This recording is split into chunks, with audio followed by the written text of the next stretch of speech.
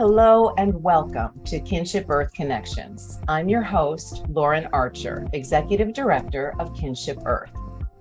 On behalf of our founders, Susan Davis Mora, Walter Mora, and Stephen Gomes, our advisory team, our donors, members, and extended community of kindred spirits, we'd like to thank you for joining us today. Before I introduce today's featured influencer, John Milton, I'd like to share a bit about the KINS network phenomenon for those of you who are new to our community. For over 40 years, Susan Davis Mora has established over 40 KINS innovation networks of heart-centered earth advocates who are working all over the world to raise consciousness, to transform our global economy and systems from fear and greed to generosity and love. KINS members recognize that we are part of one whole, interconnected, living system, and our greatest passion is spontaneously collaborating on projects and initiatives that are collectively ushering in the regenerative renaissance. We're playing what Buckminster Fuller called the world game, with a goal of making humanity net positive to nature. We play using the strategy of generosity, and we only win when we all win. At each Kinship Earth Connections event, we introduce members of the KINS community to share progress on our initiatives, help facilitate introductions and strategic alliances, and foster our growing community as one global network. Today, we are delighted to welcome John Milton. In 1963, as a young visionary ecologist, John co-authored a scientific publication titled Implications of Rising Carbon Dioxide Content of the Atmosphere. This was one of the first revelations regarding carbon emissions and the dire consequences and impact of modern development on a planetary level. In 1972, he wrote The Careless Technology, Ecology and International Development, helping to birth the environmental movement worldwide. The case studies in this book provided much needed data to help support the first United Nations Conference on the Environment held in Stockholm in 1972. In 1973, John's book, Ecological Principles for Economic Development, was one of the earliest contributions to the field of ecology and global economic development, which spawned new ideas, systems, and directions for creating responsible Earth stewardship models to reverse ecologically devastating practices. His more recent publications include a series of teachings on Tai Chi and Qigong, as well as the book Sky Above, Earth Below, and a boxed collection of teachings in Cultivating Natural Liberation, teachings on reconnecting with the three natures. John Milton has pioneered a unique, vital way of spiritual cultivation in nature that ripens in a deep ecological experience of communion with all species and with Mother Earth herself. He calls this path the way of nature. Honoring the chain of connections, John was introduced to me and to Kinship Earth by my friend Greg Welch, a fellow Seattle-based executive coach. Greg is currently writing a book about John's life and teachings, and I've invited him to share why he brought John to the attention of Kinship Earth. Welcome, Greg and John. Wonderful. Thank you so much, both of you, for joining us. And Greg, can you share the story of when we first connected and why you wanted to introduce John to our community? Sure, it's a pleasure. I had the great privilege of meeting Lauren just very recently. I attended a 4th of July party here in the States that normally I would never go to because I knew no one there. So I look at that as a bit of synchronicity. I went and I met Lauren at this particular gathering, and she told me a bit about Kinship Earth. And as I learned more about it, I became particularly fascinated by it, especially when I looked at the 4 main principles of Kinship Earth. I'm going to read to you the 4th one that you probably are aware of. That principle says, we sit at the table of the unknown and invite the universe to co-create with us for the highest good of all concerned. And I thought, my gosh, that's wonderful. I've not heard anybody say that except one other person. And how do you do that? And I think I met somebody who knows a lot about that and how actually to do that, because I've been studying with him for 30 years.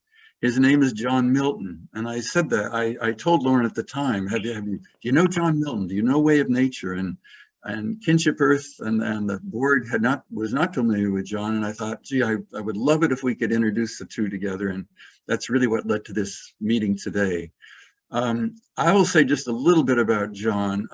John may tell you more about his background with respect to spiritual studies as well as his involvement with the environment. But all I want to say is, all I want to mention is that there we go. Thanks. I didn't know if I could be heard. At the age of 4, John's quite a remarkable man. At the age of 4, he said to his parents, "I'm going into the mountains alone to be in the one real church."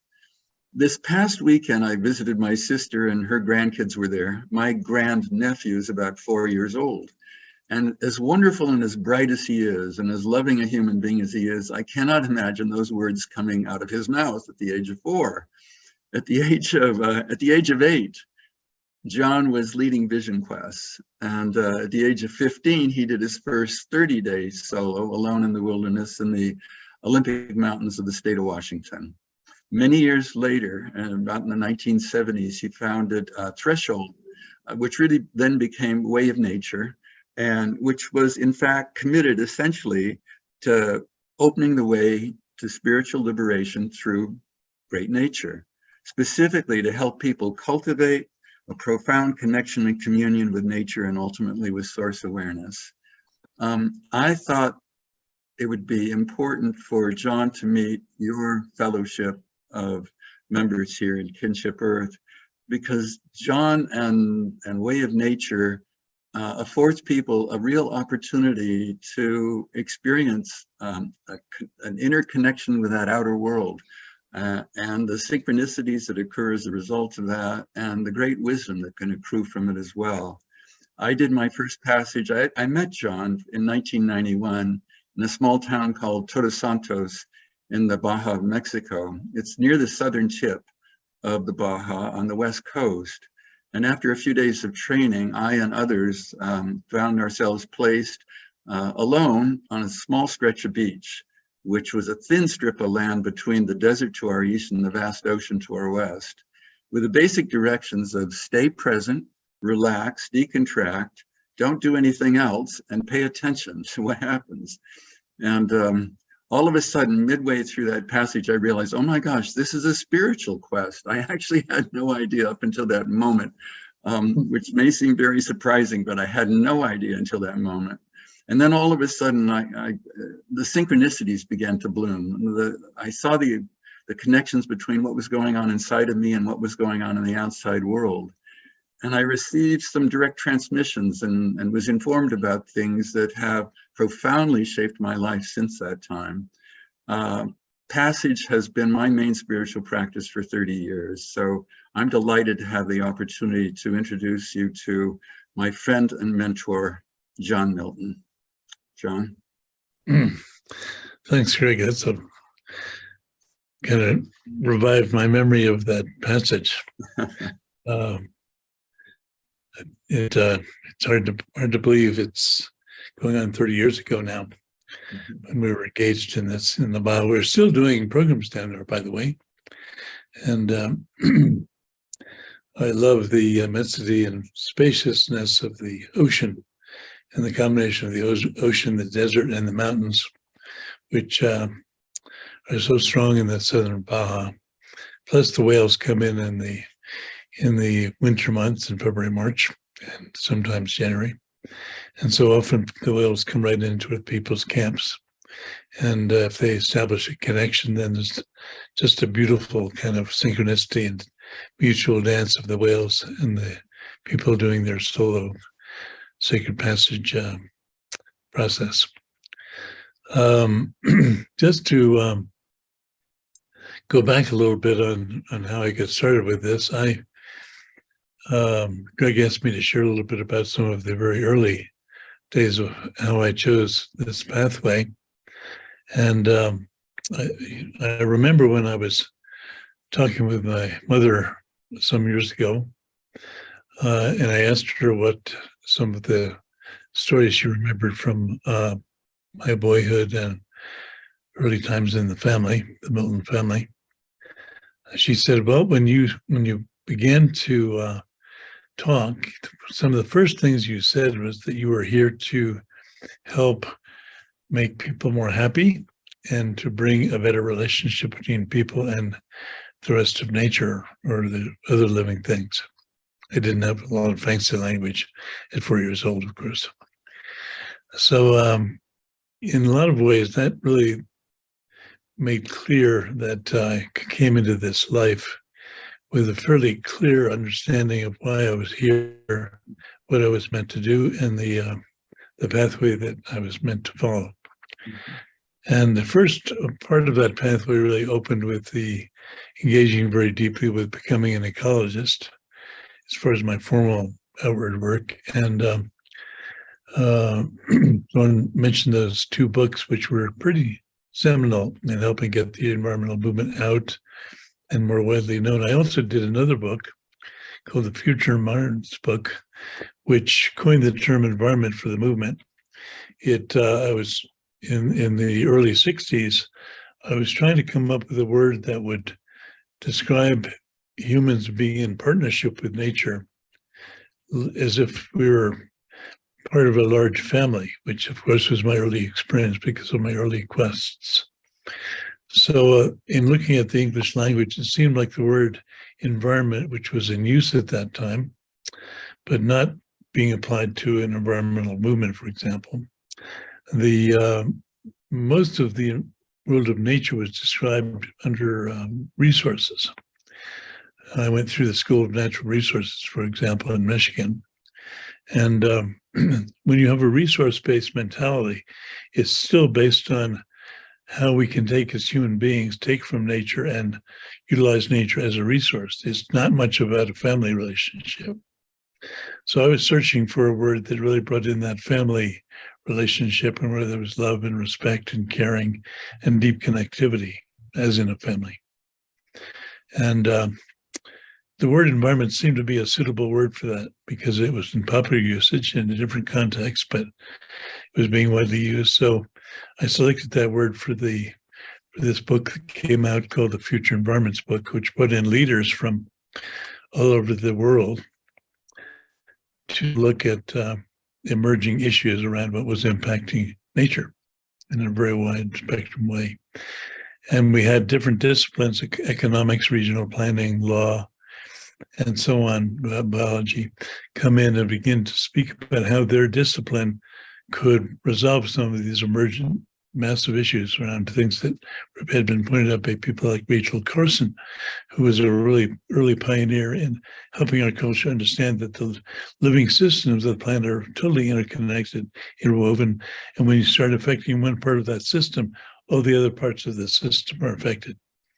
And Rachel Carson did a fabulous job of showing how pesticides migrated through the system, poison not only humans, but also many other forms of life at the same time. And that began to develop a concept of really biological systems that are working in an ecosystem way. So I chose that word environment to kind of bring that kind of awareness of the larger family context. And then we brought in these leaders to dialogue about how their discipline could actually resolve some of these emergent whole system, whole family problems. And by the end of it, in those days, we had a little more time to take a deep dive together. It was a study gathering. And we prepared papers showing how each of the disciplines would be able to resolve some of these issues. And by the end of the week of exploring together, it became very clear that no one discipline like law or regional planning or governance, the different areas that had leaders from the culture participating in, became very clear that no one of these sectors would be able to handle these emergent problems, which were really reflective of a whole system issue. And when I went through school, by the way, I trained in ecosystem ecology. In those days, people thought that was some kind of strange study of bugs. Nobody knew the word ecosystem, much less environment and ecology.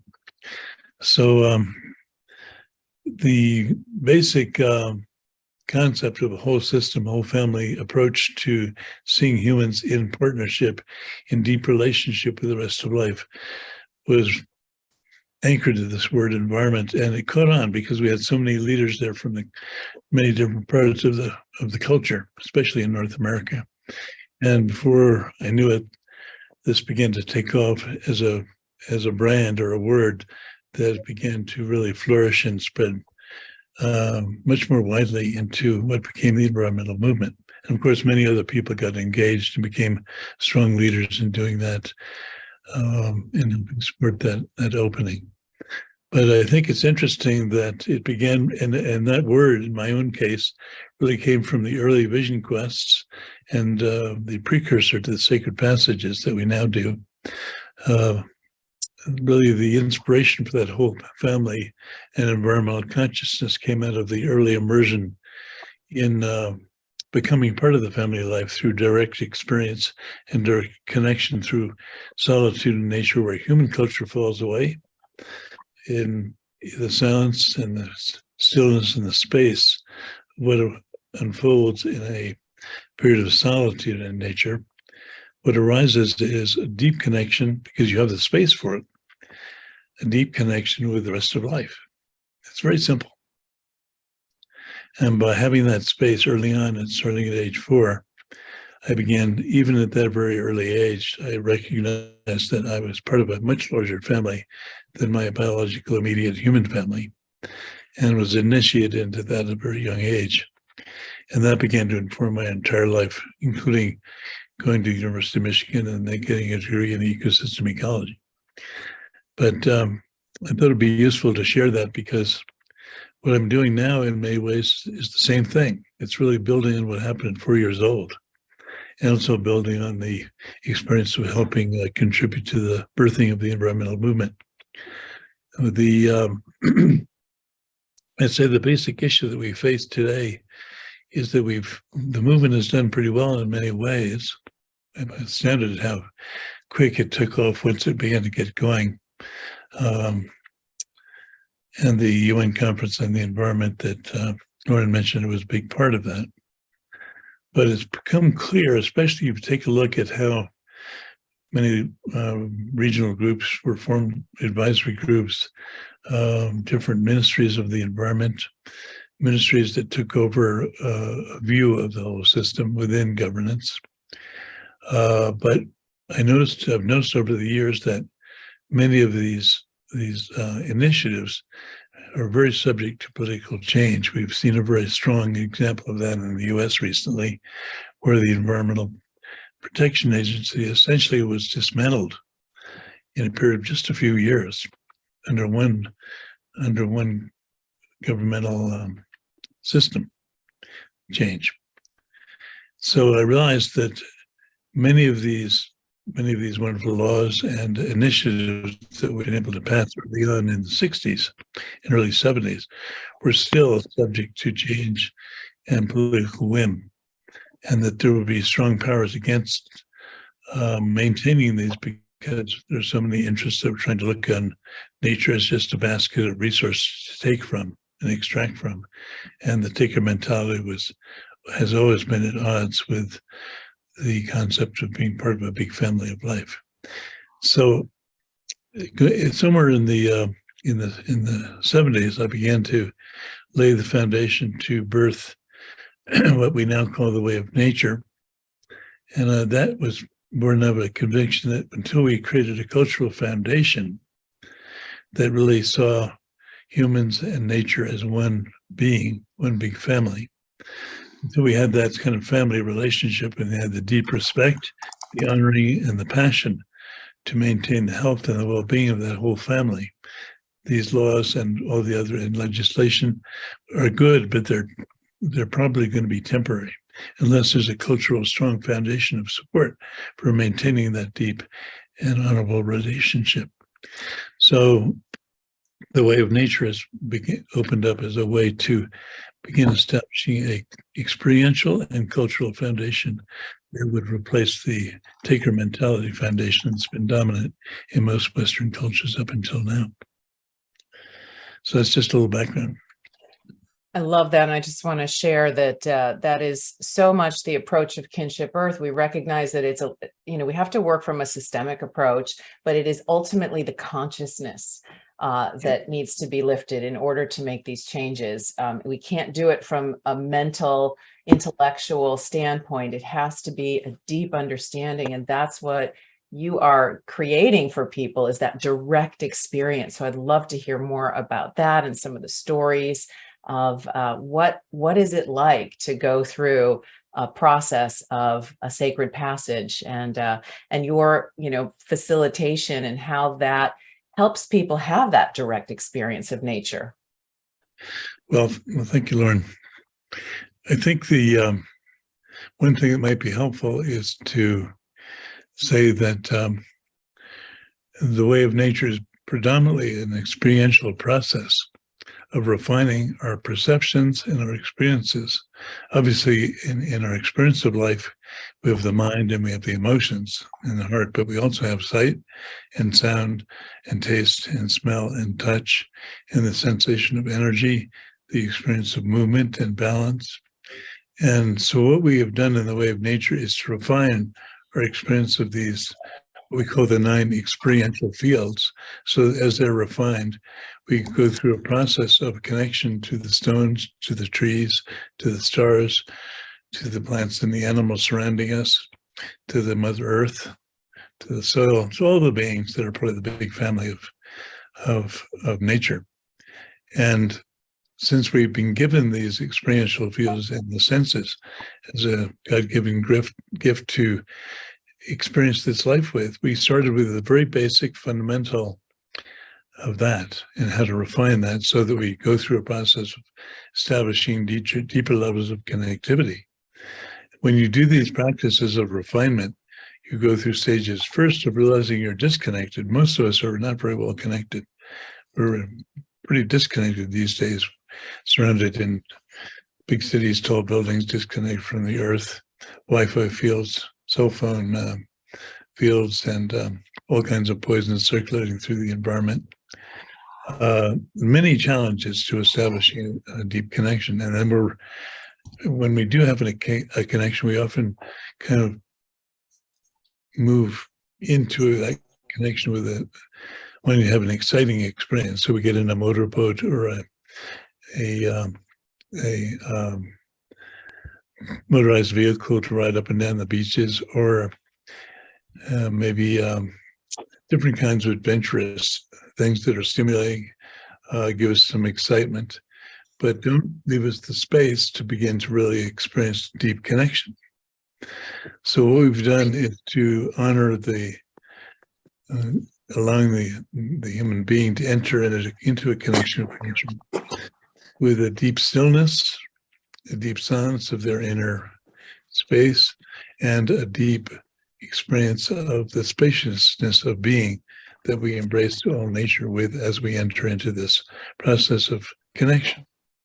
And when you do that, of course, one of the first things you recognize is many of us have lost that connection, and we have to learn how to regain it. And we define nature in 3 ways: as outer nature, the world of ecology, the environment, all living beings, the big family I was talking about; inner nature, which is the reality of the perceptions, including the emotions and the mind, all those 9 fields of experience that we have. They're all God-given fields that we were born with and we work with throughout our lifetimes, from birth to death. And then finally, what we call true nature or source nature, or the sacred level of being, which lies at the very basis of the experience of life itself, not just for us, but for all beings. So in the process of refinement, we're working with the inner nature to clear both the connection to the outer family of all life, but also to open up a pathway into source and true nature and source nature. In doing that, we discovered that initially we have to honor the disconnects the lack of relationship that we have. When you begin to honor that, that's step one in beginning to have the experience of, oh, maybe if I'm disconnected, there's a possibility here for connection then. So we support people in how to make that connection. And opening the heart and doing simple ceremony to honor and show respect for all of life is very, very helpful. Simple ceremony is very helpful. Simple meditation practices where nature is the focal point and the partner for the practice is very helpful. We have a process of movement called Gaia Flow, where we learn how to have as a dance partner different beings of nature, plants, animals, birds, and the elements themselves like wind and water. And we allow those partners to be our dance partner and to flow and move with them in harmony with the partner. So we learn from a deep inside out basis what it's like to be that element or that being of nature, like an eagle or a mountain lion. What is it like to move like that? And through that, you begin to establish an even deeper connection with those beings of nature when you encounter them in the wild. And so this process of refinement then allows you to establish connection and then go deeper into the connection experience until finally you begin to have experiences of being profoundly connected. We call that the stage of communion, where there's still you as an individual being, but there's also that being of nature that you've now made a very deep connection with, and there's a taste of unity in there too, at the same time that you're still both individual beings. When you embrace that at a very deep level, the next thing that opens up when people go very deep, and mind you, people are often in solitude for a week or so in nature while they're going through this connection process because they've gone through a training to develop these skills of connection first. Then they go into what we used to call the solo. Now we call it the all one time, because obviously you're surrounded by this immense family of life and you're connecting with it. So as you go through the community experience, eventually that opens up into a very profound level of experiences of unity with trees, with the earth, with the heavens, with all the beings of nature. And the dance becomes one that expresses this beautiful experience of unity. And that in itself is an extraordinarily powerful level to realize during the way of nature processes. Many people reach that level of unity, even in just one passage. And I would say almost everyone, if they've done 2 or 3, has that experience of being deeply, deeply unified with the other beings of nature. Right. He was mentioning some of this, I think, in his early retreats. Now, when you have that kind of an experience, your values, your ethics, your morality shifts into a very different morality than one of just being a taker, trying to extract all the time from nature and take from it, which is what the resource-based mentality does. Instead, it opens into a family relationship. So you have the experiential foundation at that point for really honoring all life as family. And it's based on this refinement of the 9 experiential fields and going through the connection sequence to establish that deep level of connection. Then ultimately we follow all of these experiences of oneness with different aspects of nature back into the fundamental pristine awareness at the root of our very being. At that point, the true nature aspect begins to be revealed, and the whole process becomes a more enlightening and liberating one. So in a nutshell, that's part of what we do. And the inner nature aspect is really the intermediary that helps to open both connection to outer nature and the immense, beautiful power of this, being part of this amazing array of the biosphere and Mother Earth. And then when you turn that around and you fall back into pure source within, at the deepest level, you discover the pristine consciousness and pure being, pure awareness that lies at the very root of your being. And virtually all great traditions have honored that level of our existence as a possibility. And when that's realized, of course, it becomes a very liberating opening and experience and provides the basis for very profound levels of realization spiritually. What strikes me about this, John, is your language. my understanding is that you are bringing this tradition from several different lineages and merging it with your own. But when I looked at your website and when I started reading your materials, it's so open and available to anyone from any tradition. You don't have to have a particular belief system. What I've witnessed is you've stripped it down to the purest essence of our innate indigenous, if you will, connection with nature. We're all indigenous to Earth at some point. So can you tell me just a little bit about, the different lineages, how you honor them, and how you've brought some of that together into this teaching that is so available to all of us? Beautiful you mentioned that word of indigenosity. I like to think sometimes that the way of nature is a process that helps us as modern contemporary humans that have adopted digital, industrial, and beyond industrial into urban industrial digital kind of reality, heavily influenced by the virtual and AI now, to help this modern kind of human, which is found all over the planet now. It's no longer just something in Europe and the US, of course. It's all over China, Europe, Africa, South America. It's emergent everywhere. It's helping this modern kind of human, which has become so kind of deeply embedded in the visual and now the AI world as well. And is beginning to see that there's some real problems with the behavior of the taker mentality, which is showing up in things like climate change and other environmental issues, and many health issues like cancer and heart disease. But I feel in many ways our role is to help us to re-indigenize. In the same way, indigenous peoples have always had deep wisdom because they have the processes, they have the spirituality, they have the prayers, they have the ceremonies, they have the intent of deepening their connection to the big family of life. And we have so much to learn from indigenous peoples, but at the same time, we don't want to be ripping off those cultures from the sacredness of their spiritual pathway. It's very important to respect these indigenous cultures for the depth to which they've gone and the uniqueness of the ceremonial and sacred processes that they've developed over often thousands of years. So when I began doing this work and going back very young, as we mentioned before, I was interested to discover what other cultures had taken this dive into deep nature connection so that they had that view of the Church of the Earth, the temple of nature, as a foundation, much as what I experienced as a young man. And I found that there were many, many, especially indigenous cultures that had that view and developed very powerful practices for bonding with nature and with the environment. They especially were very capable in bonding deeply with their home ecosystem area, their eco-regional reality, as well as the broader planetary and cosmic environment.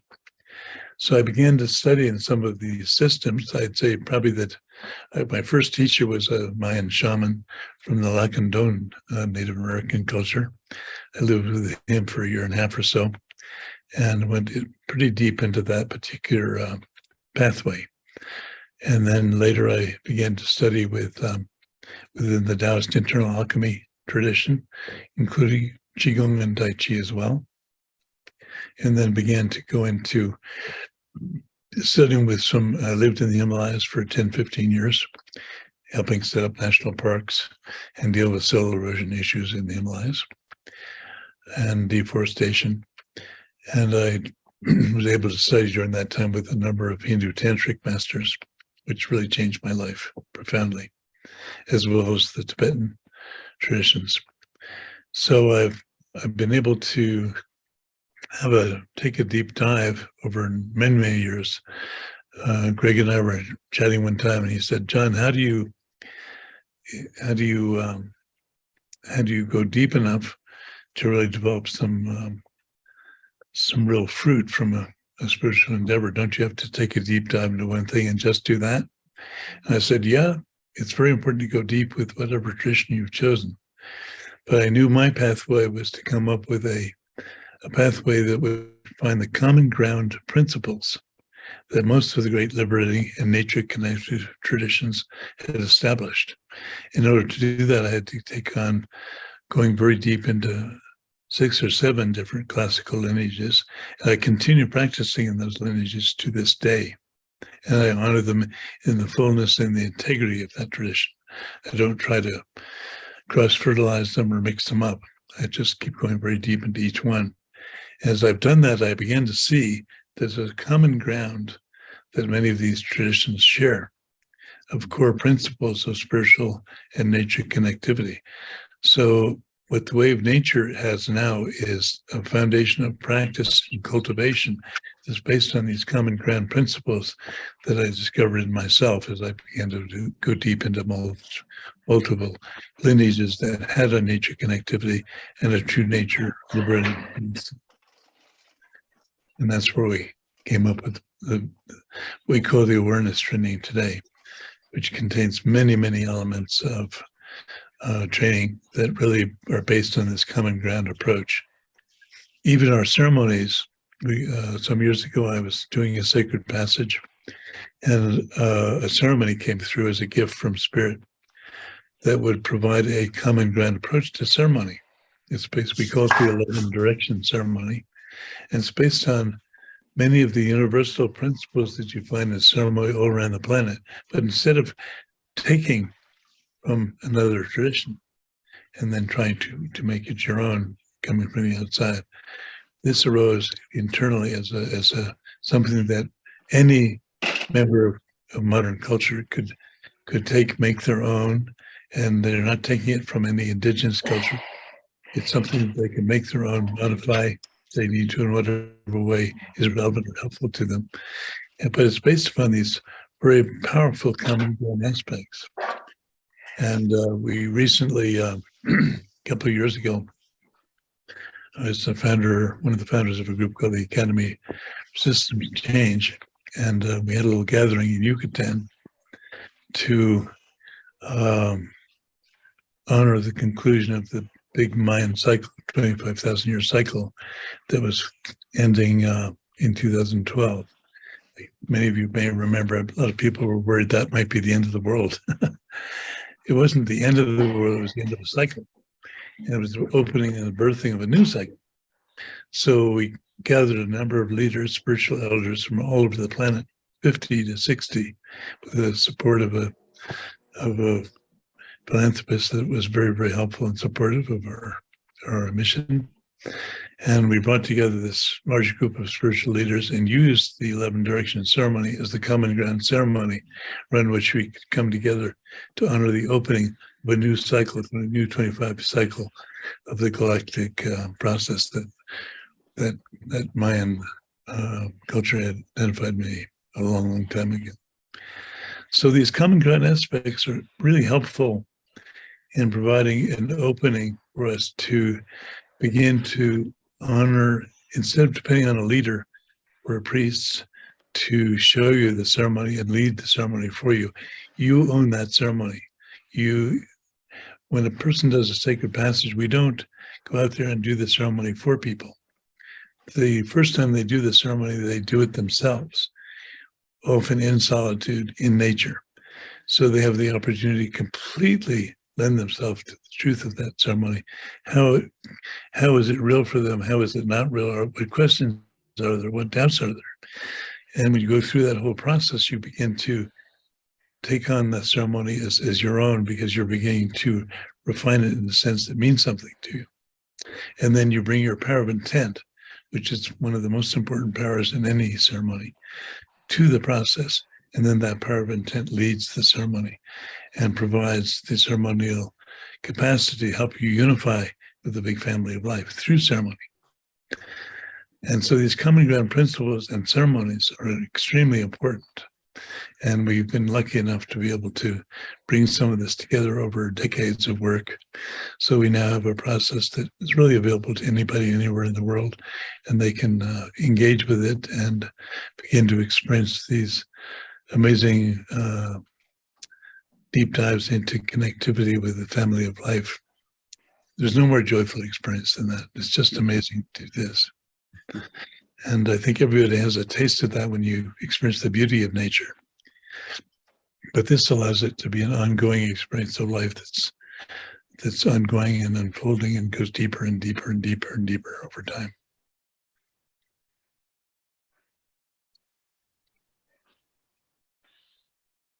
Wonderful. Greg, did you want to inspire John with some questions, or are we ready to open it up to Q&A in the whole group? I don't have any special questions for John at this point. I'm really enjoying what you had to say, John. If there's other questions from folks in the group, that'd be great. I put a little note in the chat. I so much value, I'm going to change my view here. I value the open source nature of what you're creating, because that this work is so essential. And for those of us who have not been born into a particular tradition, to be able to have something that has been distilled down to the core essence, without the layers of having to have a particular belief system, but really being able to connect with nature, that is exactly what we need. And as many of our leaders on the Kinship Earth team have been working with Indigenous elders, and specifically the Kogi lately, and the message that is coming through is the most important thing that we can do right now is connect with nature and give nature a voice. So it's very exciting. I see George has his hand up. I'm going to turn it to George. And for everyone else, if you'd like to ask a question, if you're not familiar with Zoom, down on your menu item under, let's see, it's under reactions. There is a little button you can click that says raise hand. That will put you in the queue. And if for some reason you're not able to do that, or if you're on a phone having a hard time with it, pop a note in the chat and I can call on you. So let's start with George Orbelian. George is the director or the chairman of our advisory board. So George, welcome. Thanks. Yeah, beautiful presentation. Thank you, Greg and John and Lauren and everyone on the call for co-creating this moment together. I wanted to ask about our present moment with, confronting ecocide or facing ecocide. And being on the board of the Buckminster Fuller Institute, Bucky had this line about every child's born a genius and we de-genius them. And so I'm conscious of our unique abilities that we're born with and how we all change from the collective knowledge through history. And Bucky, was born in 1895, and he talked about, how when he was listening to the radio with his family, he often saw that his parents would tell him what they heard on the radio, and he said, "Well, I don't need to listen to you, parents. I can just, go right to the radio." So the question is that how do we empower people to be fresh and trust their own innate ability to create their own unique relationship with nature, and almost unencumbered by tradition, a fresh view, so to speak. Yeah. And also, had you worked with Bucky or interacted with him at all? So yeah, I did. I can't remember where it was. It was at a conference gathering. So I recall he said he could share much of what he knew and had to offer the world, and it was something like 50 or 55 hours. And I was lucky enough to get about 10 of those. So I did have a wonderful interaction with him as a young man many years ago. Yeah, I agree. I think this issue that you were raising at the end there about the importance of establishing authentic connection as a foundation for positive transformation.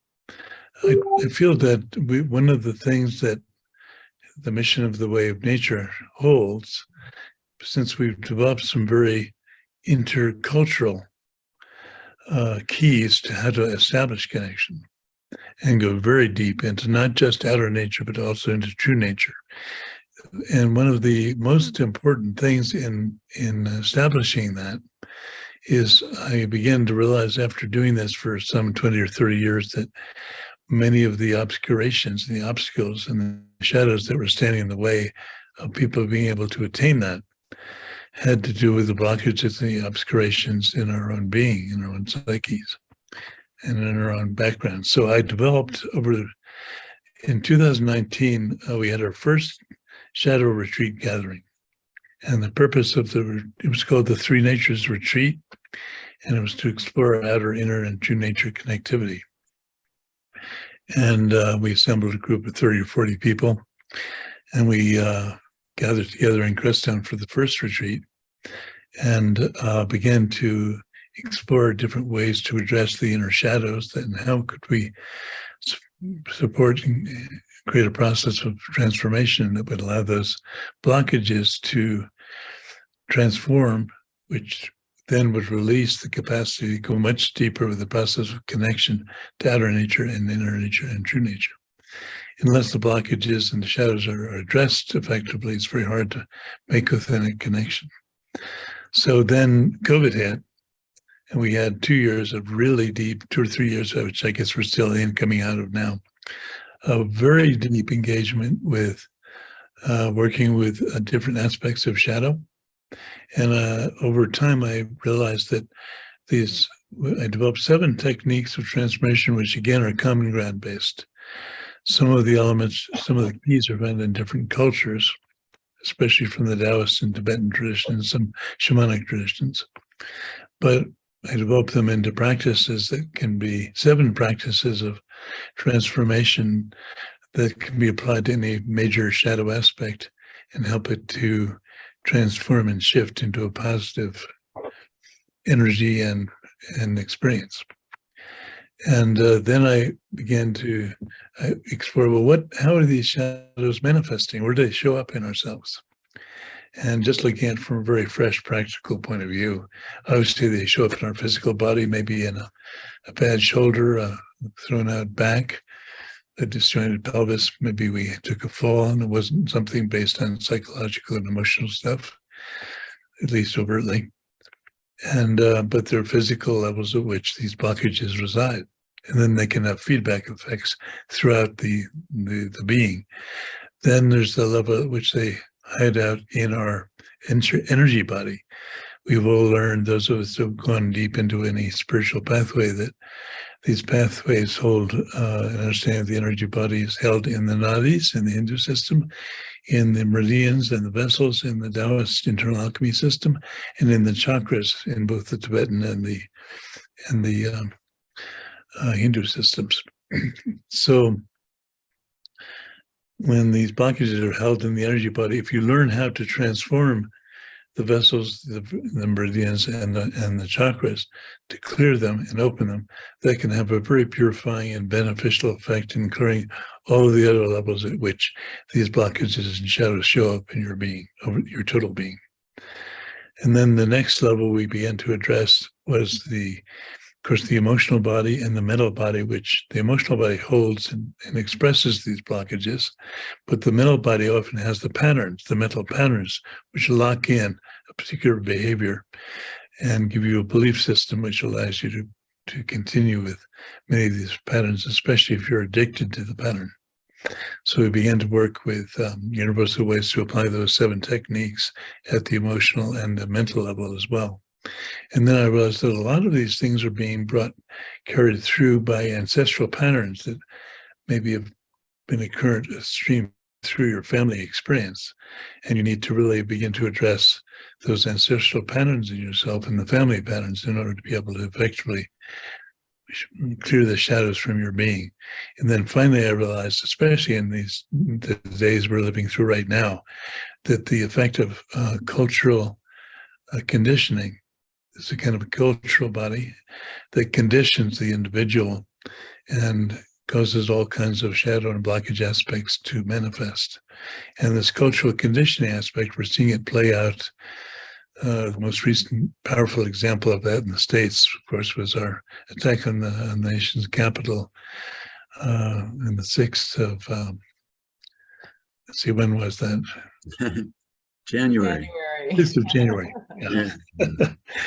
And so these cultural patterns are very much with us, and they condition all of us respond or engage or buy into or react to in different ways to these cultural patterns. And then we have the karmic traces that move from one lifetime to another. And you bring the patterns from a previous lifetime into the current lifetime, and then you begin to re-manifest a chance to clear those patterns in the fresh new lifetime. So I've developed a system of those different levels, from physical to energetic to emotional to mental body to ancestral pattern to cultural conditioning to karmic trace aspect through various lifetimes, and applied these techniques at all those different levels. And when you start working with shadow stuff in such a comprehensive way, what happens at the end of that is you're a much more free being. I call it a process of natural liberation for that reason. And because you're free of many of these blockages and obscurations, there's the space there to drop into the stillness and the silence and the spaciousness of being. And that allows an authentic connection to the family of life externally. And it also allows a profound connection to the source, true nature aspect at the heart of your being. And I hope that's helpful. Thank you very much. So beautiful. I want to keep asking questions, but I'm going to allow other people with their hands up to ask questions. So Douglas, you're up next. Welcome. Thank you. Glad to be here. That was a profound answer. That really was. That was amazing. There's been so much news of fear, polarity, and doom, actually. We're surrounded by one of our cultural patterns. One of my favorite writers is Peter Russell, who wrote The Global Brain Awakens. One of his books was Waking Up in Time. So my question to you, do you believe we're going to wake up in time as a humanity? Are you basically optimistic that we're going to get it? I've got grandchildren. I'm sure most people here. What's their future like? Are you optimistic about the future? Are we going to wake up in time? Well, it's interesting. I've been part of a number of studies and groups that have tried to take a look at the future and what's likely. And as Warren mentioned, I wrote that little piece back in '63 with roughly a dozen of us got together and produced this little document on the implications of rising carbon dioxide content in the atmosphere in '63. And going back and rereading that and taking a look at it again, we did catch a number of the trends which are now flowering, unfortunately, around the planet in a pretty profound way. But we did not really appreciate one thing, which is the synchronistic or synergistic effect of multiple factors on a system. We're not just dealing with one factor like CO2, we're also dealing with methane release, another gas which is even more dangerous. And then we're not taking into account the things like the loss of the Amazonian rainforest, which Bolsonaro has been supporting, and the tremendous impact of modern pesticides and herbicides on much of the food and environmental and water systems of the planet. We're seeing a loss of, I would say, probably the biggest loss of species on the planet right now is in the insect realm. And they're being directly affected by these nicotinamide pesticides, which are having a devastating effect on soils. And we're barely hearing about that because so much of our attention is on climate change and the main factors of CO2. And now methane is beginning to get a little bit of press. And then there's microplastics in the environment. We're terrible at taking a look at the impact of multiple factors operating at the same time on the same system, including our bodies and our minds. And So the one thing I would say in response to your question is we only have a rough idea of what's actually happening. We claim to understand the whole system, but we really don't know what's happening. We have some ideas.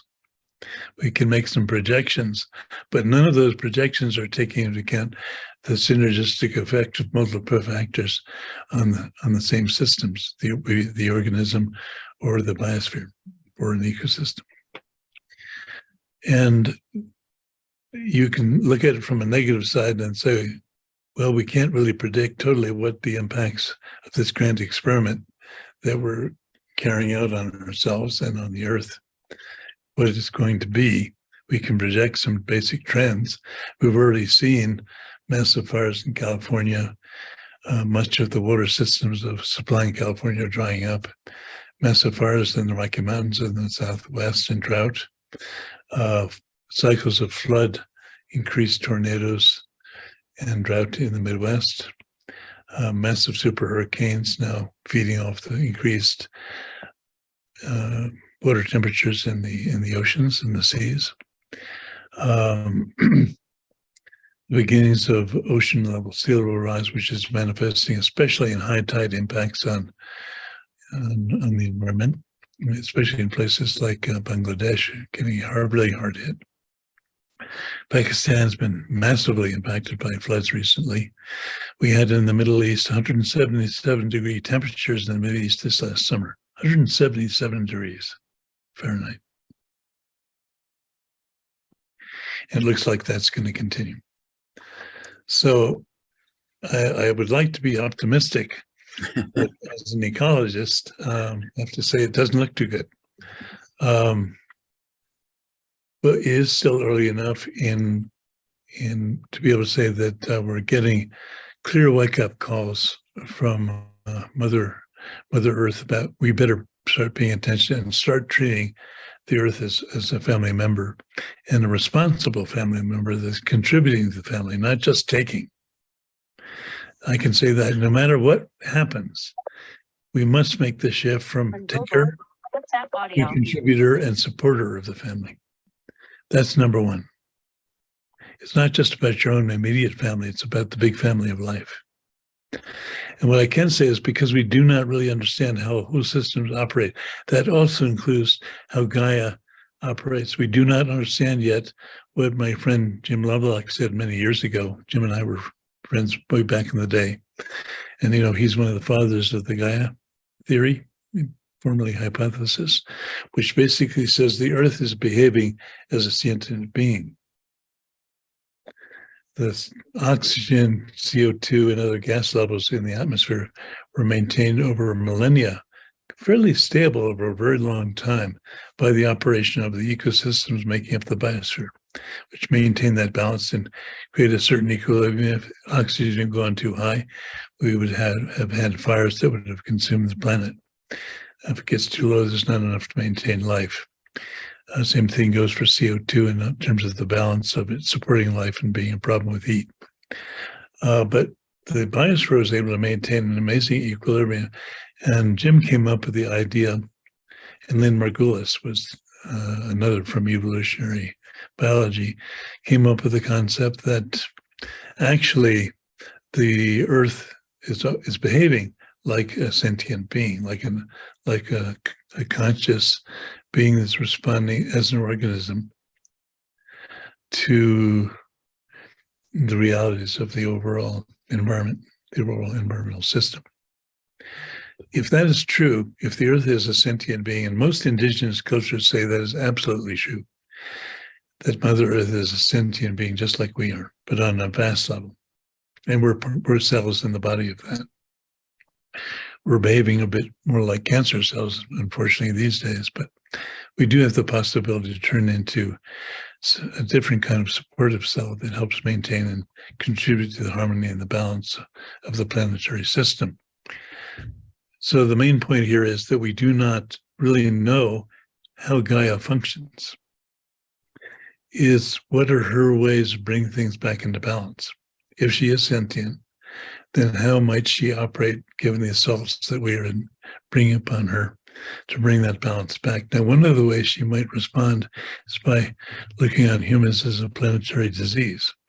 Let's hope we haven't gotten that into such a terrible response from Gaia herself.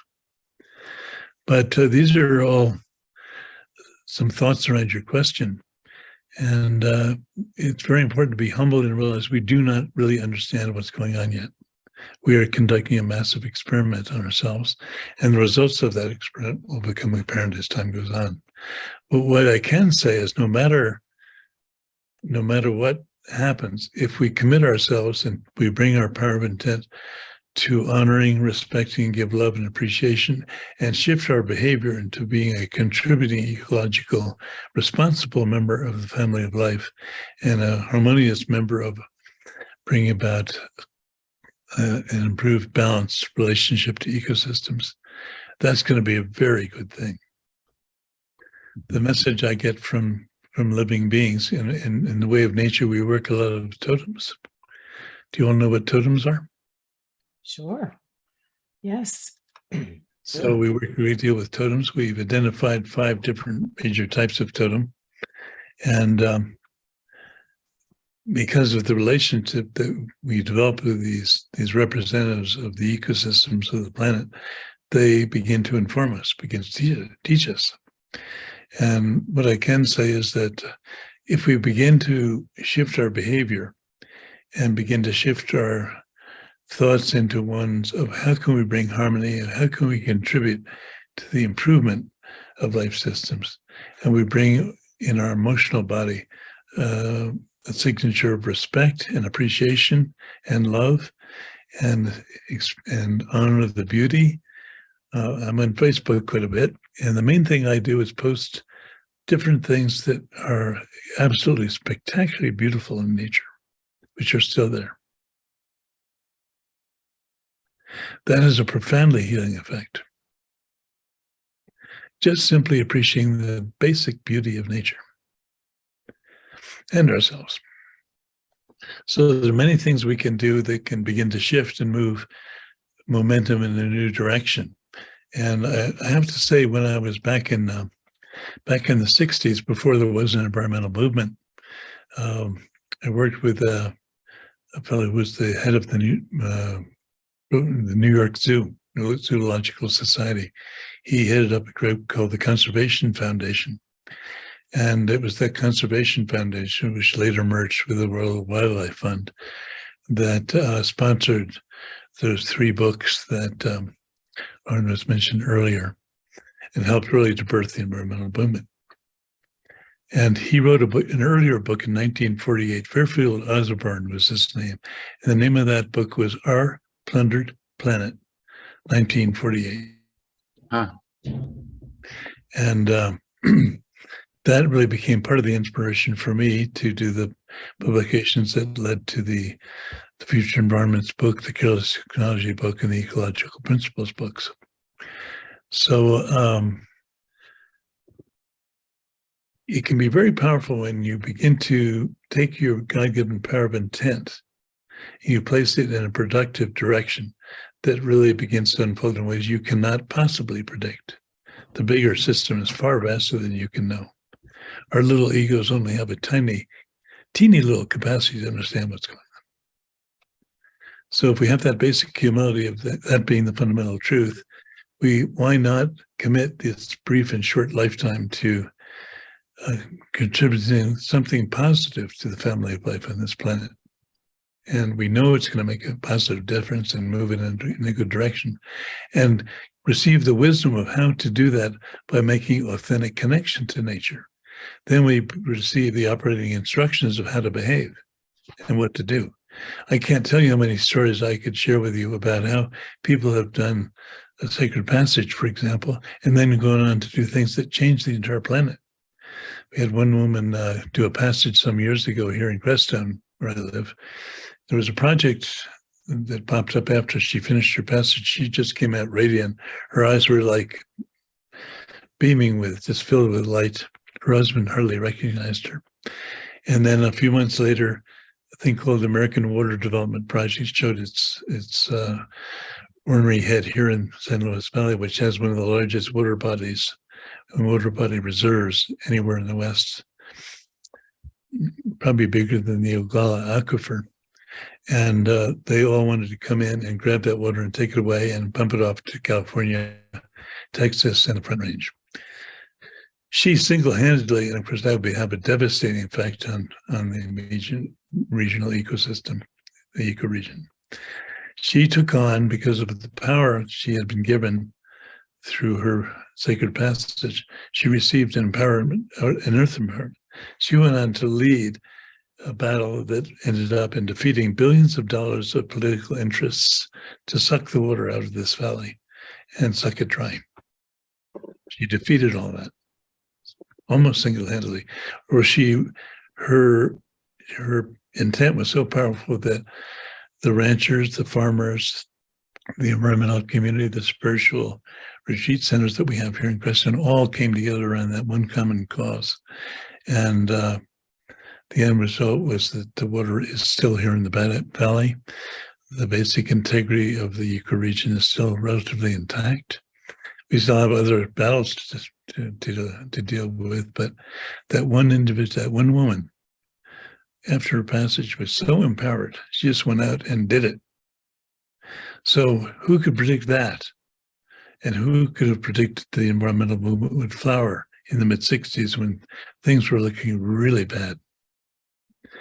And then who knows what the power of Mother Earth as a sentient being might be capable of doing. So I would offer a few of those things as positive seeds to consider, Douglas. Thank you so much, Douglas. Thank you for your question, and really appreciate that notion. And I just want to tie that back in with kinship earth principles, is that we deliberately sit at the table of the unknown and we work with spirit, God, nature, whatever, however you label it, towards collaboration for the highest good. And we are amazed at the surprises and the possibilities of what we can accomplish when we do so. So Barbara, I see you have your hand up. Barbara Savage works with the Tribal Trust Foundation. Welcome. Thank you. I really just wanted to say thanks so much for spending this time with us. I've really enjoyed your talk and your and I believe in and agree with everything, which is so much fun. But I guess my question is, so for the past 25 years, I founded the Tribal Trust Foundation. So for the past 25 years, we've been working with Indigenous cultures around the world. I leave in a couple of weeks to film the Pamos, the indigenous people of Bhutan in the Black Forest, the women shamans. We're going to be documenting them doing ceremony.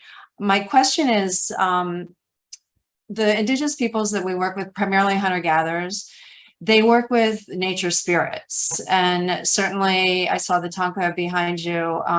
They also are very in touch with and aware of deities in nature. And I've, had some transformative experiences by being in nature myself. But the thing that I question is when it's one thing to have that oneness feeling and be totally, connected with a deity or nature spirits and things like that. But at the same time, I see the shamans working with those spirits. So, and that in a way creates separateness now, consciously, to be working with the spirit as opposed to being one with the spirit and working as the spirit working. Is that too esoteric of a question, or do you understand what I'm saying? Yeah, are you asking about the apparent contradiction? Yeah. Yeah, well, I can say that from my own background shamanically is in both Tibetan Bun practice and cultivation. As you probably know, that the Bun were the original shamanic culture of Tibet.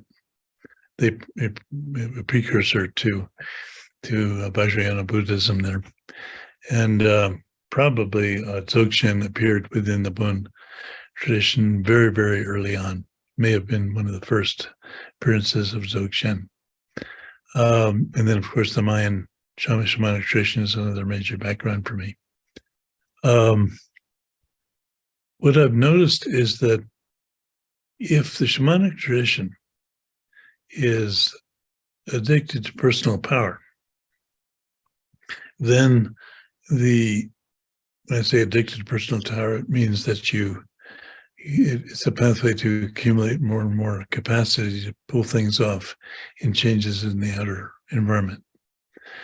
And also in the individual, there's accumulating more power, the power to do this or that or the other thing.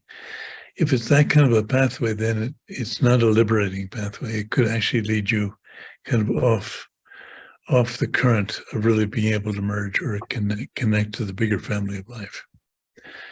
So the shamanic traditions that come out of a context of a connection to the source aspect of being, whatever you may call that, Manitou, Great Spirit, fundamental consciousness, pristine awareness in Dzogchen. If that is an underlying core principle of the shamanic tradition, and the shamanic tradition is used, and the powers that are associated with it are used to help reveal that fundamental true nature aspect of your being, then it's a pathway that leads to selfless connection to the family of life and a deep realization of the true nature of how things are. Well, I if do. it's a pathway of personal power, then it tends to build up the ego and a separate self and disconnection ultimately. I do want to say that the Monpas, they're only less than 200, or no, I think actually maybe it's more like 250. What are they called again? The Monpa in Bhutan and the Black Forest. Oh. To defend them, first of all, they predate Buddhism in Tibet even, right? So the group of people that I'm working with, I mean, it's such a small group, and I feel that I've been there at least 7 or 8 times.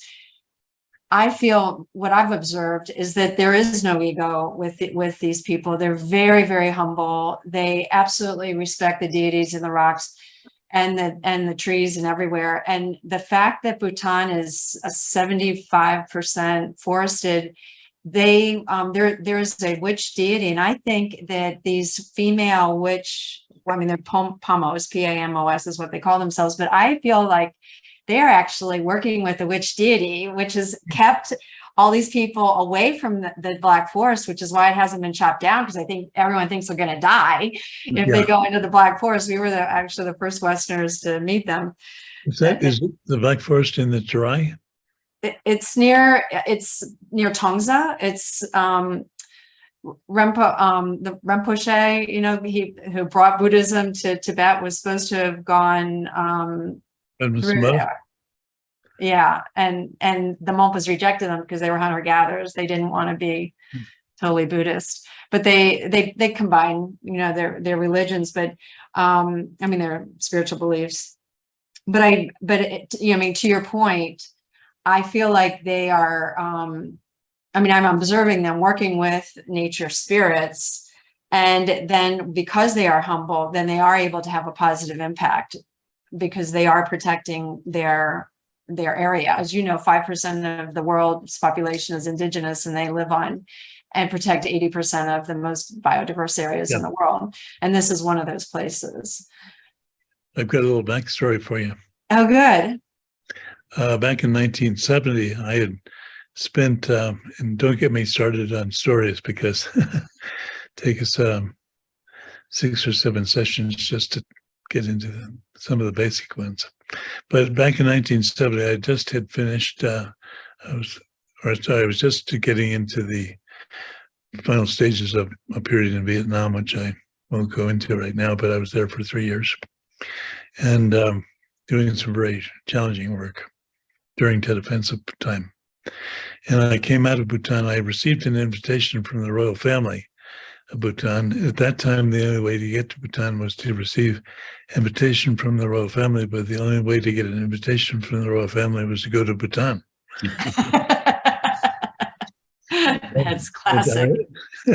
I hired Kathy McNamara as my assistant for much of my environmental work. And of course, she was the daughter of Robert McNamara. Mhm. So that helped open some doors. It led to the invitation from Bhutan because I'd done all these case studies of the negative impact of development projects on the environment. So they invited me to Bhutan to take a look at the proposed development projects by the UNDP. Now, one of the biggest proposals from their experts in the UN at that time was to cut down the rainforests and the lowland monsoon forests of Nepal, of Bhutan, and convert them into artificial fiber. Oh my God. Can you imagine? This was the UN's big idea for Bhutan, to bring Bhutan into the modern economy. Wow. Isn't that amazing? Horrible. So I said, one of the main things I said after I finished doing my research there, I didn't have to do much research, but I mean, it's such a crazy idea. I said, absolutely do not do this. Kill that project immediately. Make it absolutely dead. Yeah. They killed it. Thank you. They were planning to deforest, virtually 60% of Bhutan to generate revenue. Wow. Can you believe it? Scary. Yeah. I'm going to So- jump in with a quick time check here. We have a little less than 10 minutes left, and we have 4 people that would like to ask questions. So we can take a vote. We can start with, Barbara, Barbara Ashley Phillips has been in line. And then, John, I'll check in with you if you have the availability to go maybe a few minutes past the bottom of the half hour. We can allow people to ask questions. And for those of you who have to leave, we understand. But if you can stay and join us, we would love to have you. So, Barbara, welcome. Hello. What a delight to hear you, John. This is just so good. A really lovely conversation. My area of interest is soil building and primarily addressing, I should say, farmers' reluctance to actually to change the game when it turns to their relationship to the soil. Up until now, all of the changes have been small. They've been go from tillage to no tillage, go from chemical to organic, and all these are just little bits, but they're not the whole picture because it's a system. When I have come to understand recently the complexity of the systems in the soil and the beauty of the systems, it's like this is what the Creator must have had in mind when Earth was created, because everything supports everything. It's consume and be consumed. It's giving and receiving. It's an extraordinary life that's under the soil. And when I'm beginning to understand that this is the most available and the fastest way to sequester carbon, that's even more important. Rather than putting chemicals into the atmosphere and into the waters and so forth, the farmers can very quickly turn the fields and the meadows and the prairies into carbon capture systems that would blow the whole problem out of the water. What is your thinking on this? Yeah, well, I couldn't agree with you more about the beauty of the gift of the soils that we have been given through the operation of Mother Gaia over time. When I worked for a while in Illinois, where as a professor of ecology, and there they had built up 3 feet of the purest, richest topsoil on the planet, along with what you find in Ukraine and Central Russia. And in less than 100 years, we took that 3 feet of the most beautiful, rich topsoil and reduced it to about 10 inches on the average. So the future of the soils is absolutely critical. And what we're doing with none of these nicotinamide pesticides is very scary. It's taking the beauty of that original soil as you say, it's an integral system made up of all kinds of organisms, and they're all giving and taking and working together to create a more beautiful, powerful environment that supports all of life. I mean, it's a powerful, probably the most powerful example of how ecosystems work to support the overall system, and they all contribute, they all receive, they all play a role in maintaining the harmony and the balance and the positive growth of that those soil systems. And they vary tremendously when you go from the humid tropics all the way up into the Arctic soils. I studied Arctic, like the contrast between Arctic ecosystems and tropical, by the way. And but what we have in the temperate zone are these extraordinary temperate zones that are unique on the planet. And the fact we have such a little capacity to understand them, to work harmoniously with them and support their natural way of being. And then instead we're going in with herbicides and pesticides and turning them into really inert deserts. They may appear to be food growing areas, but they're actually turning into vast deserts, which eventually are going to be pretty devastated if we continue behaving the way we have been with plant soils. So I honor you for that work. It's extremely important. Maybe some of the most important work on the planet, along with doing a better job with water. Yes. And Barbara, I'd like to invite you. I put a note in the chat. Our Kinship Earth community includes many, many experts on various aspects of this field of regeneration.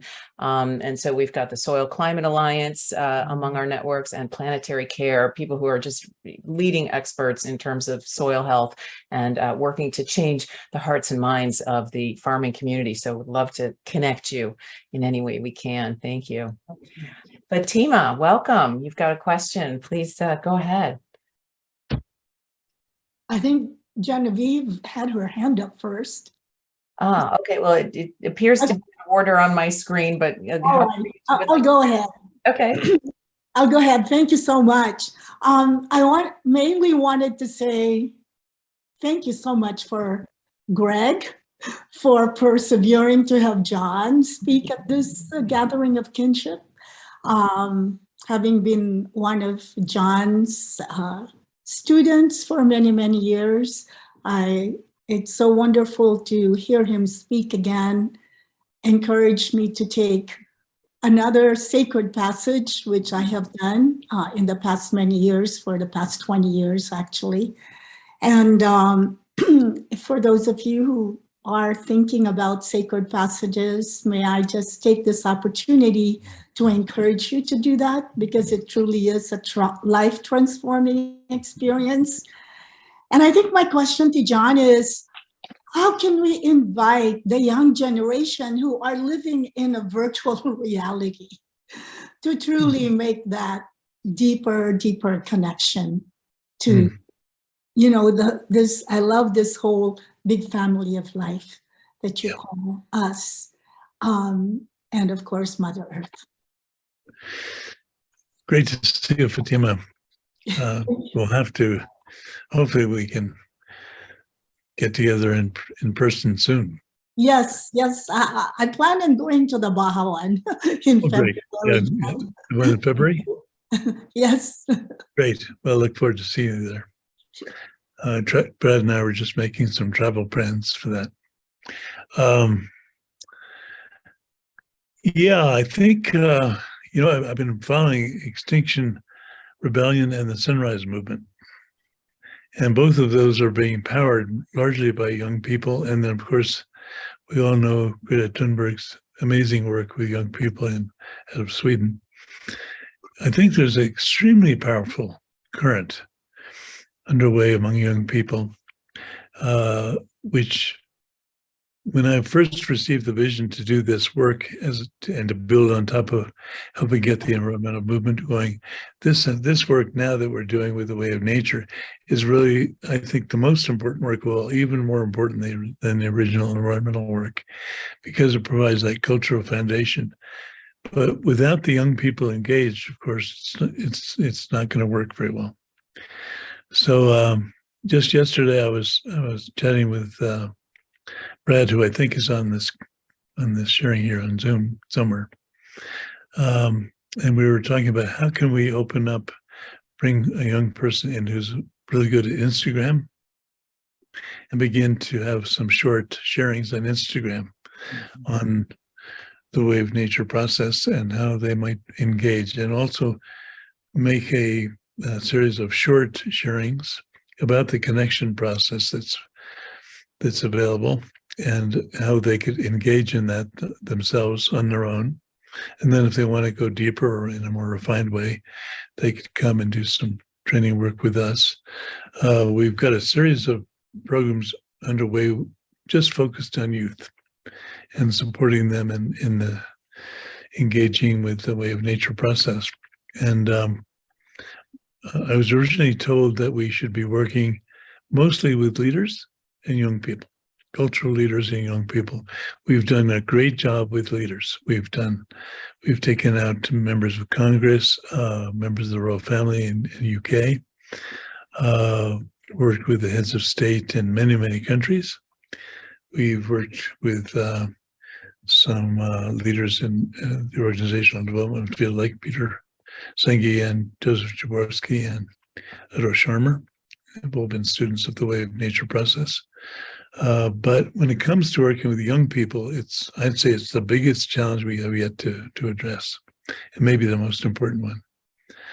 But recently, we began to work with some wonderful people at a place called Full Sail University in Florida, which trains many of the people in virtual reality. And for example, their people go on to work for people like Beyonce and support a lot of the musicians and the film artists that you find in mass media. So I've been working with them to develop some new ways to bring the way of nature message into that community that are very much involved with virtual reality. On our website, we actually have a little banner that floats across the screen, which says, "Why settle for virtual reality?" It doesn't mean don't engage, but why settle for means why just have that without really going deep into the real thing. And so our invitation with Full Sail has been to help train them in refining their capacity to perceive, to sense, because we hold the skills to that.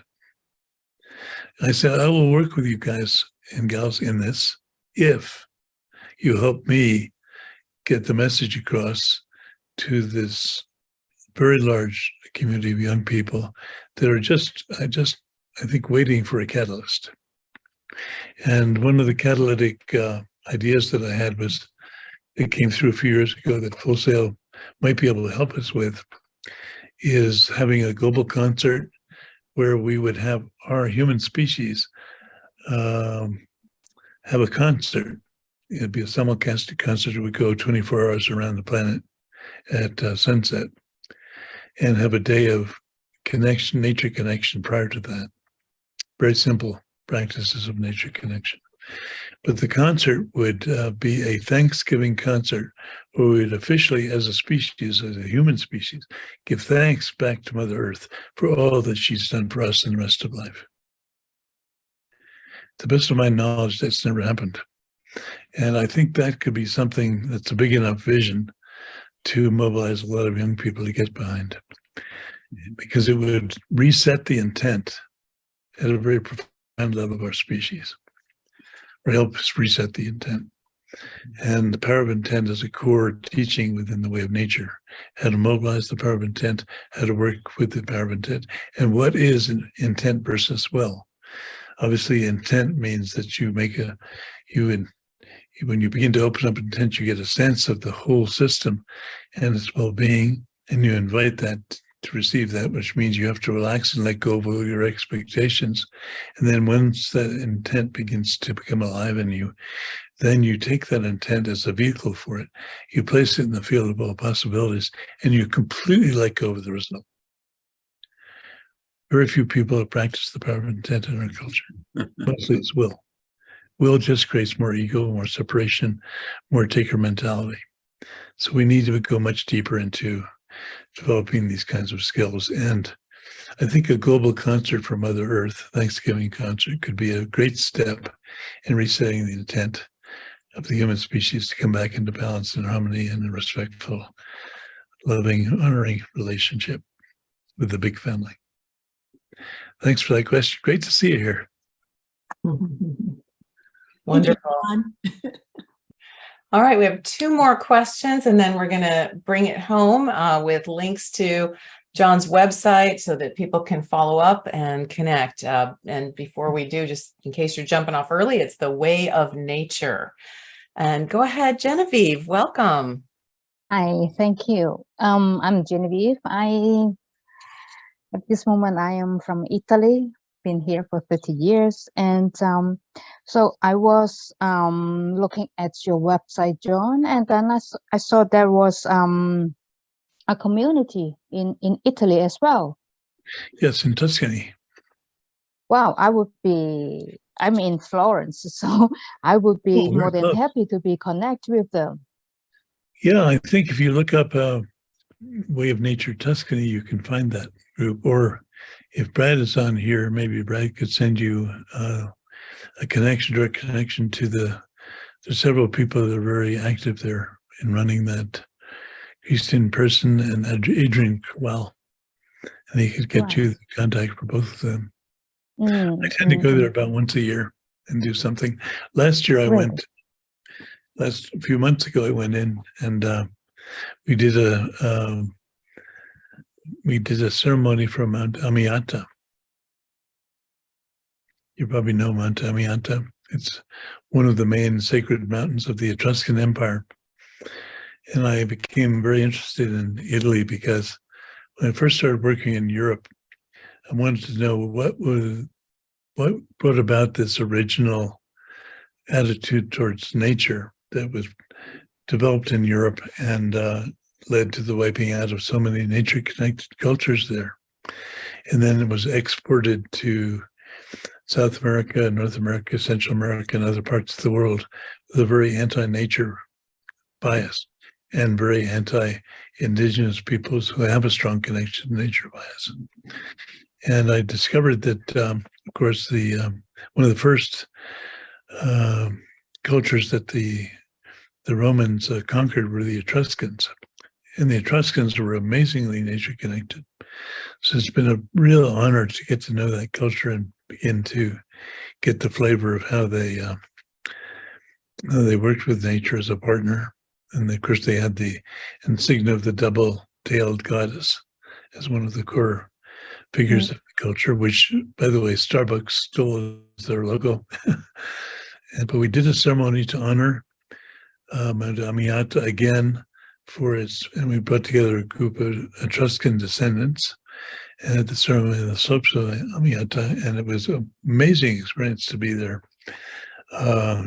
doing the 11 direction ceremony to re-honor the sacredness of that mountain and kind of reawaken the idea of a European sacred space where nature is honored as inherently sacred. It's kind of another kind of a reset of an old pattern of disconnect from nature as sacred. We in Crestone have the Sacred Land Sanctuary, which is one of the first places in North America where non-Indigenous people, modern people have come together to re-honor nature as sacred. That's the whole purpose of the Sacred Land Sanctuary, to establish that model. We've done it. So it's a great honor to be able to see the same thing arise at Mount Amiata in Tuscany. Wow, actually, that bring me to my contemplation that I just have while listening to your talking about connection with nature. That like when we consider Mother Nature is a sentient being. Like I have a vision last year that's to develop a place, a very normal small village in the Tuscany. So instead, it's a message from Mother Gaia saying, I refuse to be turned into a condo or into a resort to put another swimming pool in my land. I want this place to be a place for the children. That is like a message. It's like, this should be the purpose of this land instead of for tourists, for instance. Yeah. And yeah, that is what I was thinking while listening to you. That the message do come through if we open enough to listen to it. Yeah. Thank you for that. Either Brad or I would be glad to give you Adrienne and Christine's contact information, and maybe if you can contact me after the gathering today. I have subscribed in your website already, so I don't know if there is a more direct. We'll finish this offline. I'll make sure that you get connected. Thank you. Thank you. In the interest of time, we have one more. Oh, yes, go ahead. This is Brad. I just sent the contact, Genevieve. So if you check the chat, you'll find that. Yes. Great. Wonderful.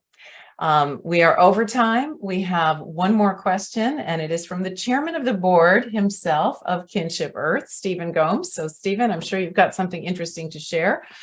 Welcome. Thank you, John. On behalf of the board and the team at Kinship Earth, we want to thank you for being here today, first of all. Really appreciate your message and your work of your lifetime. I also want to say that this book here also was one of my first books that brought me to the same subject that you mentioned, our plunder. Oh, yes. Fit for the Lansborn. There it is. Yeah. I have it right here, right in front of me. You're one of the few people I've ever met that's read the book. Yeah. In modern times. Also, I've been to Crestone many times, and I knew Maurice Strong and Hannah Strong, and I know Suzanne Footstrong as well, and appreciate their work. But I'm wondering, my question is, I was wondering personally if you have ever heard of the new book that just came out called The Nordic Secret. I haven't come across that. So you'll like this. So a friend, a colleague, his name is Tomas. Is Tomas Bjorkman, Bjorkman. Oh, yes, sure. He's involved in many conversations around the world. He's a wealthy individual, owns a private island called Escaret, and he invited me there a couple of weekends ago for a weekend with the Kogi tribe, Shamos and Mamos. And the Mamos gave us one message. They said, the single most important thing that humanity can do is be in nature right now. Just be in nature. But it happened to coincide with Tomas's new book, The Nordic Secret, as he was wondering why are the Scandinavian countries always on the top of the list of the happiness index of the world. And so they started doing the research, and they found out 150 years ago that in Denmark, Sweden, Norway, and Iceland, they all decided to create nature retreats for the whole population of the whole country. They created this system of nature retreats such that everybody in the whole country could go over a period of the summer. And they went and they kept going to it, and they had this sort of massive countrywide transformative experience. And then they forgot all about it. But they completely forgot that even happened in their country. The retreats are more or less still there, but they've completely forgot. But the values of that conversation with Mother Nature, and Mother Nature speaking directly to them, impacted the way they look at the world and how they govern themselves. So that's that new book that just came out. And beautiful. I'll try to get a hold of a copy. Yeah. The So Nordic. I just thought you might want to know about that. It's called again the Nordic Secret. Secret. Nordic Secret. Yeah. You know, we do have some way of nature groups in Sweden, Denmark, a very active one in Holland, and an emergent one in Norway. So very good. It kind of fits what you're saying, that there's these bubbling places of interest in Scandinavia that have been very strong. I spent 20 years studying with the chief medicine man of the Oglala Sioux tribe, was adopted by them, and they kept trying to teach me about how to understand the language of Mother Nature directly, how Mother Nature speaks to us. And I felt like I was one of his worst pupils, because he kept telling me to look at these trees. What are they? I said, I'm looking at the trees. I see the wind blowing through the trees and making the leaves shake and the tree branches blow. That's what I see. He said, no, you're missing it. They're speaking to you. And but finally I did get it. And they adopted me into their family, and he gave me this feather. I am supposed to carry it with me at all times. Oh, beautiful. Chief medicine man tied that. It's a flicka feather, my adoption feather, and this red string is following the good red road of Mother Nature. Always. So yeah, you're really doing wonderful work. I really appreciate what you're doing, and thank you for being here. Well, thank you for the invitation to come. Great to find such kindred spirits among Kinship Earth. Yeah. It's in our name. Yes. So I would like to thank John, too, on behalf of Kinship Earth and the community. I'd like to thank Greg for introducing us. And what we are hearing, what I've heard today, is really an underlying recognition of the fundamental truth that in order to make the kinds of changes that we need to make to restore our earth, we need to make a change in consciousness. And what does that mean, and how do we do that? And the greatest teacher is Mother Nature herself. And what John and the Way of Nature offers is training in the direct experience of nature that brings many different traditions down to the core essence and is available for everyone. And we can hear from the story that Stephen just shared and the work of Thomas Bjorkman and others, that as we give young people this opportunity, as we give more people in general this opportunity to have that direct connection with nature, that will raise our consciousness enough that we'll make different kinds of decisions, we'll make different choices with our life. And that is what our founder, Susan Davis Mora, was all about, was about raising the consciousness so that all of our agreements, all of our deals, as they used to be called, all of the negotiations we make, the things that we build and what we do, that bottom line, that we take Mother Nature into account as one of our stakeholders. And John, I really appreciate your language about, instead of being takers, like as if we were in a family, that we become a more harmonious, contributing part of the family of Mother Earth and our inherent kinship with one another and with Earth. So thank you so much. Thank you, all of you. I want to acknowledge all of the wisdom in this room. If we had all the time in the world, I would have loved to have opened up the microphone for every single person to share their story and how they're connected. I want to invite everybody to go to thewayofnature.com. It's actually not it's just wayofnature.com. And you can learn more about John's work, his fabulous set of cards. I ordered a set myself, and they're absolutely beautiful. It's really weighty, and it's got some wonderful wisdom in there. And then to make sure you sign up for our mailing list at Kinship Earth. So you can unmute yourselves, everyone, and say bye-bye, and please stay in touch. We'll be doing more events on a regular basis. Bye. Thank you. Bye. Thank you. Aloha. Thanks, John. Good Bye, to see you. everybody. Thank you. Bye. Thanks. Thank you for joining us for today's Kinship Earth Connections event. We encourage you to like this video and subscribe to our YouTube channel. To learn more and get involved, please visit us at kinshipearth.org.